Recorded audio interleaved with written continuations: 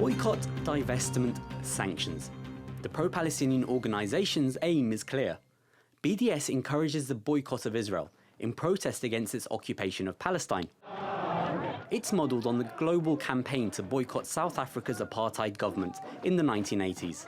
In particular, BDS targets goods produced in illegal Israeli settlements in the West Bank.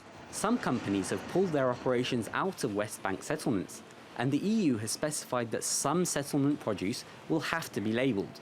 But with the movement now more than 10 years old, there's been a pushback. The UK government has announced publicly funded institutions will be banned from boycotting Israeli goods, including settlement produce, saying the boycott is divisive and could fuel anti-Semitism.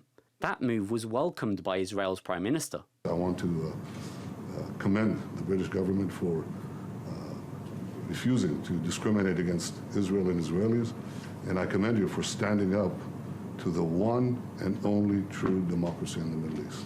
The UK government is not the only one to target BDS. Israel itself passed a law banning any public call for its boycott in 2011. France has criminalised boycotting Israel, and 12 people were found guilty in 2015 of discrimination for wearing Boycott Israel t-shirts. And on Monday, the Canadian Parliament passed a motion condemning BDS. Israel says it's being unfairly singled out, that BDS is aimed at delegitimising it. But BDS campaigners reject those accusations.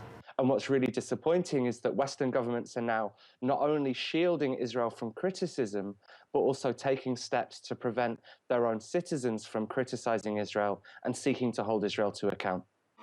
Can you put my voice up? BDS activists say that their campaign will continue until Israel ends the occupation.